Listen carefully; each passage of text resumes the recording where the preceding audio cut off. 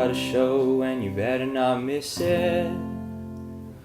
Come along with me for some 30-second physics. There's a story of a traveler lost in a desert, and during the thirst and hunger and heat, he suddenly sees an oasis and runs toward it in relief. To his disappointment and death, the water he saw was only a mirage, a cruel, cruel illusion in the name of physics. Acting as a wave, light is bent as it goes through mediums. Have you ever tried to catch something underwater? If you have, chances are you'll probably notice that the object wasn't where you thought it would be. This is because as light enters water, it bends, and therefore the image you see is not where the actual object is. This can happen in air as well. Different temperatures of air act like different mediums because they have different refractive indices. The closer the air is to the ground, the hotter it will be. Therefore, its refractive index will be smaller. We'll also have to consider the concept of total internal refraction. Total internal refraction is when the incident angle is larger than the critical angle, which in turn causes the image to only reflect instead of refract. In other words, light bends so far that it actually reflects completely off the medium. In our example with the desert oasis, light is refracted by the air and travels in a curved path. The air medium bends the light back up and gets refracted again before it is seen by the observer. What the traveler actually sees is the image reflected by air the same way it would be by water or a mirror, creating what we call a mirage. That is why the story of the traveler in the desert usually ends with him dying of thirst. Poor guy.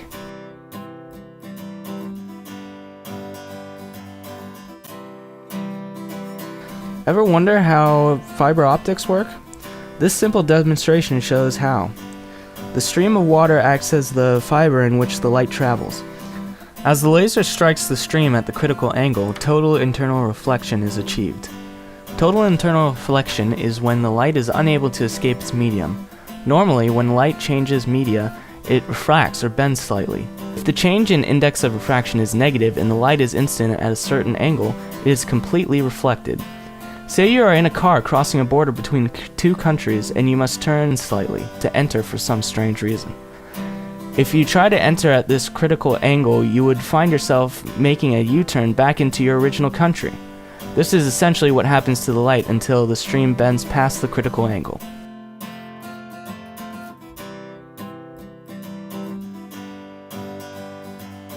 Have you ever wondered how stoplights are able to detect a car pulling up? Ever worried that the government is watching our every move? Well, it's not those cameras that are watching you. It's actually these rings in the ground. And don't worry, they aren't pieces of high-tech CIA equipment. They're just metal loops in the ground. The stoplights are hooked up to these pieces of metal, and a charge is generated between the metal and the light each time a car passes over the metal loops. The charge is created because any metal traveling through a magnetic field creates a change in the magnetic field and then creates a current.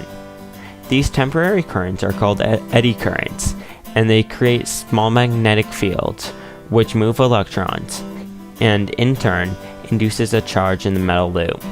However, this would not work successfully if it is not a metal object or if the object is not large enough, because the object has to be able to disrupt the net magnetic field of the metal ring with its eddy current.